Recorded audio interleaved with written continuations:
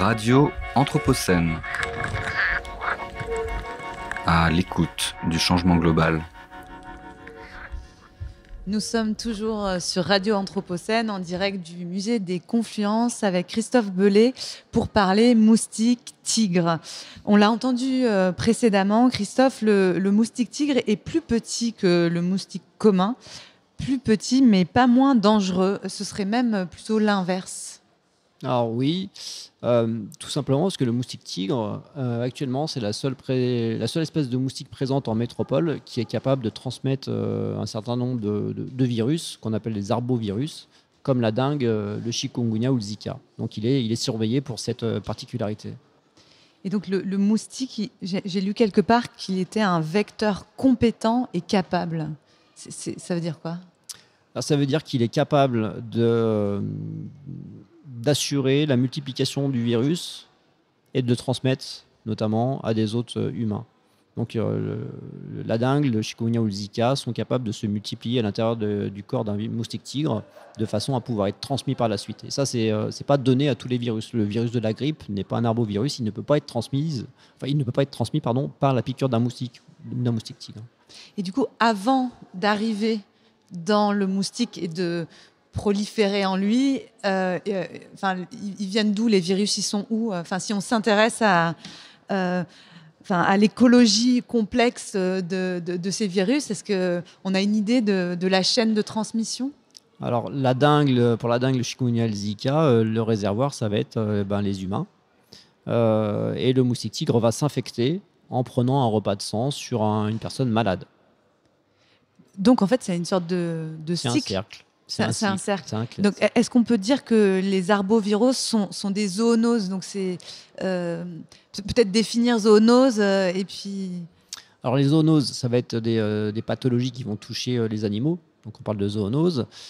Certains virus sont d'abord des zoonoses et puis, à la faveur d'évolution, peuvent être transmis ensuite et toucher des populations humaines. Et là, on ne parle plus de zoonoses. Et donc là, on passe de humain à moustique à humain. Donc on est dans un rapport humain-animal qui est encore différent de la peste, par exemple. Alors non, parce que la peste, le réservoir de la peste, c'est les rats notamment. Et le vecteur, ça va être la puce. Donc c'est le même système, mais à l'échelle des puces. Et... On l'a entendu tout à l'heure, donc le moustique est un animal dangereux, voire l'animal le plus dangereux au monde pour l'être humain. Il y a certains scientifiques qui le montrent, du fait de cette caractéristique de vecteur compétent et capable de maladies létales. Pourtant, l'enquête sociologique qui a été menée au sein du projet Serious, elle montre que les habitants et les habitantes de la métropole de Lyon, elles considèrent ce moustique plus comme une gêne, une nuisance que comme un risque sanitaire. Qu'est-ce que ça vous inspire ? Pour l'instant, ça va correspondre à la situation qu'on connaît en métropole et en Auvergne-Rhône-Alpes. C'est-à-dire qu'on subit beaucoup plus les nuisances provoquées par moustique tigre que les phénomènes de transmission vectorielle liés à cette espèce. Même si ça augmente à l'échelle de la France métropolitaine maintenant assez régulièrement. Alors j'ai fait une petite recherche sur les données parce que je me souvenais de certaines, mais pas de toutes, à titre d'exemple. Donc on va parler de cas importés. Donc les cas importés, c'est les personnes qui reviennent en ayant contracté une arbovirose de dengue, chikungunya, Zika lors d'un voyage, notamment en zone intertropicale, et qui ramènent le virus. Donc on appelle ça des cas importés, qu'on va opposer aux cas autochtones. Donc c'est les cas qui ont contracté ces mêmes arboviroses, mais directement sur le territoire métropolitain par l'intermédiaire d'une piqûre de moustique tigre. Alors des cas importés, il y en a toujours eu. Et en France métropolitaine, on s'intéresse maintenant aux cas importés depuis l'installation du moustique tigre, qui est l'espèce vectrice notamment de la dengue et du Zika. Et le nombre de cas autochtones en France métropolitaine, ça a débuté en fait en 2010. On a eu les premiers foyers, donc il y avait très peu de cas. Donc en 2010, il y avait eu un cas de dengue autochtone en France métropolitaine et un cas de chikungunya. Et puis, ça augmente progressivement. Et depuis 3 ans, on observe une augmentation du nombre de cas autochtones. Et ça, c'est en lien avec le nombre de territoires métropolitains qui sont de plus en plus impactés par la présence du moustique tigre. Donc, la probabilité d'être piqué par un moustique tigre qui se serait infecté sur une personne malade, elle augmente tous les ans.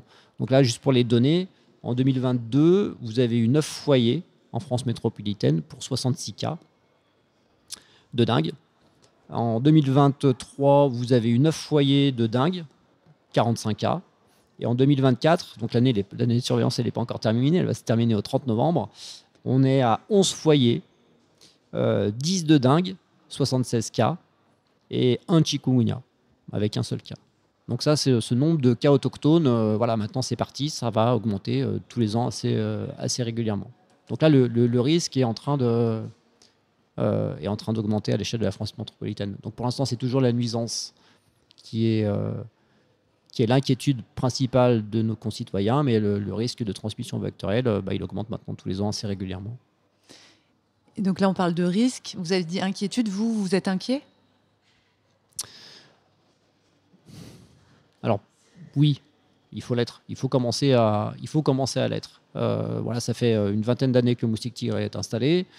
Pour l'instant, c'était que les nuisances, donc les gens n'étaient pas forcément très réceptifs aux messages de prévention. Maintenant, on s'aperçoit que le risque de transmission, il augmente tous les ans, donc c'est une question à prendre au sérieux. Et vraiment à se mettre dans la tête que cette probabilité, elle augmente et que les gestes de prévention ou de suppression de gîtes larvaires pour jouer sur la densité vectorielle du moustique tigre, voilà, ça devient vraiment important à mettre en place. Et donc, vous faites partie de l'EID du Rhône. Oui. Je crois qu'il y a eu des cas autochtones de dengue dans le Rhône en 2019. Quelle est la situation pour nous ici à Lyon? Alors, je vais vous parler de l'Auvergne-Rhône-Alpes. Donc, en 2019, il y a eu 2 cas à Caluire, 2 cas autochtones de dengue. Et vous en avez eu 2 en 2022 dans la Drôme.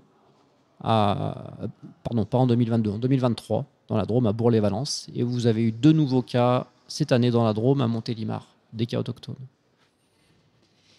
Et donc, comment est-ce qu'on les identifie, ces cas? Comment est-ce qu'on surveille ce risque? Alors, en France métropolitaine, depuis 2006, il y a un plan qui vise justement à surveiller l'apparition de cas autochtones d'arbovirose, dengue, chikungunya, Zika.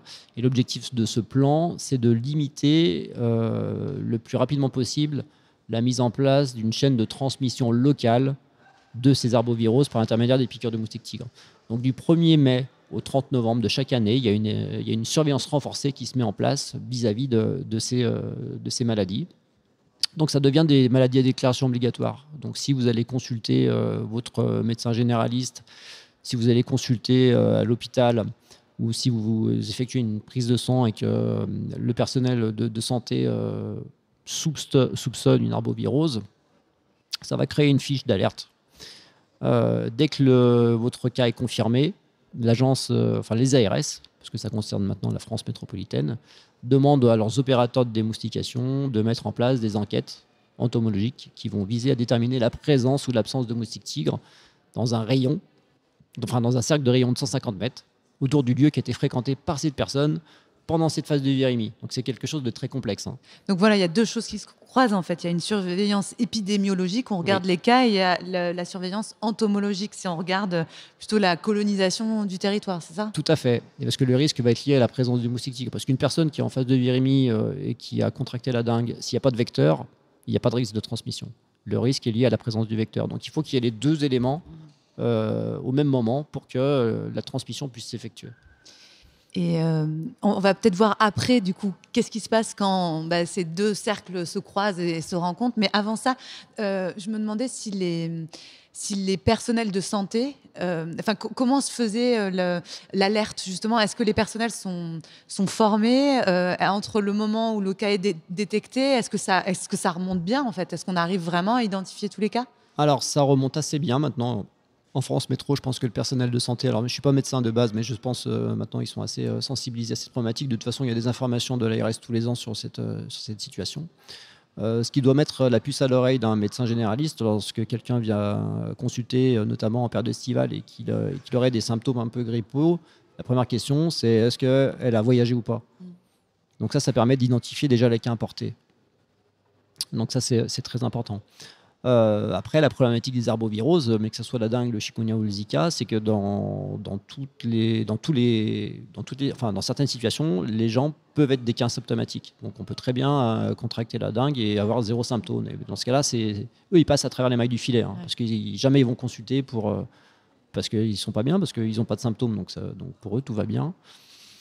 Et donc, nous, maintenant, le personnel de santé est formé et est informé dès la situation de cette période de surveillance renforcée des arboviroses. Parce que moi, j'ai lu que en moyenne, les délais entre symptômes et signalement, c'était 9 jours. Oui. Enfin, je sais pas, ça m'a pas rassurée. Alors, c'est ce qu'on appelle plutôt la phase de virémie. Donc, vous avez la date de début des signes. Donc là, ça veut dire que votre virémie, elle a déjà débuté.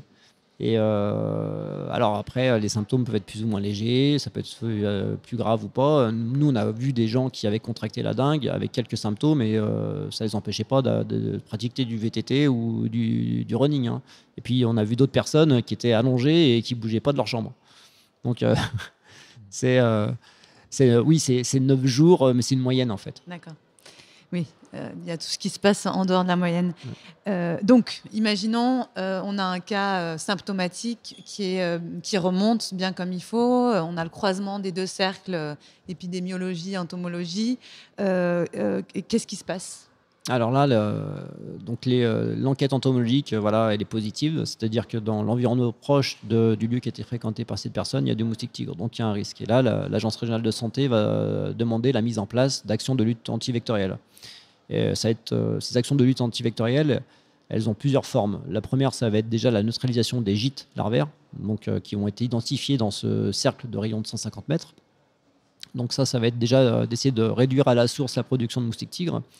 Et la deuxième action, ça va être la mise en place de traitements adulticides, donc traitements qui vont viser à tuer les moustiques tigres adultes potentiellement infectés, de façon à enrayer cette probabilité de transmission. Et l'objectif de ces traitements, c'est de faire chuter brutalement la densité vectorielle. Ce n'est pas de l'éradication, parce que ce n'est pas possible, ce n'est pas un objectif qui est atteignable, mais c'est de faire chuter brutalement la densité vectorielle. Ici, au musée des Confluences, il y a une exposition en ce moment qui s'appelle « Épidémie, prendre soin du vivant ». Et donc, qui explique, ça rejoint un peu ce que vous venez de dire, que l'éradication des pathogènes, ça cesse d'être un modèle en matière d'épidémiologie, de lutte contre les épidémies. Et il parle du paradigme de la santé globale, de One Health, donc le fait d'analyser les pratiques qui nous lient à l'ensemble du vivant, c'est une piste en fait pour essayer aussi de lutter contre les épidémies. Est-ce que cette approche-là, elle est valable pour la lutte contre la prolifération du moustique tigre et contre ces maladies dont il est le vecteur ? Alors, elle est valable. Alors ensuite, c'est un peu moins vrai peut-être pour les pathogènes transmis par le moustique tigre parce que les animaux ne rentrent pas dans le cycle notamment de la dengue, du chikungunya ou du Zika. Par rapport à la santé environnementale, les gîtes qui sont exploités par le moustique tigre, c'est que des contenants artificiels, des gîtes artificiels. Donc là, c'est pareil, le lien, il n'y en a pas vraiment. Je ne suis pas sûr que ce soit vraiment le modèle le plus adapté par rapport au moustique tigre, le concept One Health, pour tout un tas de raisons que je viens de décrire.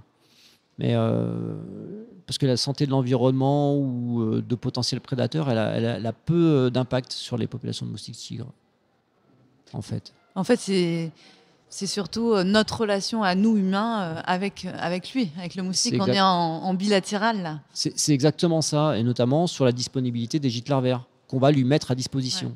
C'est nos comportements qui permettent la prolifération du moustique tigre. Une dernière question. Ces maladies, c'est un problème qui est largement présent sous d'autres latitudes que les nôtres depuis un certain temps. Vous l'avez dit, le moustique qui vient d'Asie du Sud-Est. Peut-être, est-ce qu'il y a dans ces territoires éloignés, plus chauds, des politiques sanitaires qui ont été mises en place, dont on pourrait s'inspirer pour accompagner la montée de ce risque et la prise de conscience ? Alors, on s'inspire de beaucoup de choses. Mais il ne faut pas perdre à l'esprit que malgré tout ce qui est mis en œuvre au sein de ces territoires, enfin de ces zones, on va dire, de circulation endémique, hein, où les virus, notamment de la dengue, circulent toute l'année, ça n'a jamais permis d'éviter les épisodes de transmission et les épidémies. Donc on s'inspire de beaucoup de choses, notamment tout ce qui est action de prévention. Sur la gestion des gîtes larvaires, on s'est beaucoup inspiré de ce qui se passait aux Antilles. Donc ça, c'est des choses qu'on reprend en métropole avec certaines limites. Aux Antilles, ils mettaient en place une action spécifique au niveau des cimetières à la Toussaint. C'est des choses qu'on ne peut pas faire en métropole parce que la Toussaint, c'est au mois de novembre. Et donc le moustique tigre, il est plus actif et les gens ne comprendraient pas qu'on mette en place des actions de prévention au mois de novembre. Donc, mais il y a beaucoup de choses. Vous avez parlé du piégeage tout à l'heure, c'est des choses qu'on peut utiliser maintenant. Alors le piégeage, ça va être un outil complémentaire à la gestion des gîtes larvaires. Et c'est des choses qu'on commence à utiliser. Il y a plein. En fait, la lutte antivectorielle, ça touche tous les continents et tout le monde s'inspire un peu des actions de chaque partie, en fait. Donc ça se renouvelle et ça se met à jour, on va dire, très régulièrement. Eh bien, cette question de la lutte, ça va être justement l'objet de la toute dernière table ronde de cette journée d'émission à laquelle vous participez. Donc, on pourra en parler de manière un peu plus précise. Merci beaucoup, Christophe Bellet. Restez en ligne. Le moustique tigre, ça continue. Tout de suite avec Doctorat en cours. Et on va écouter le travail de Maxime Girard.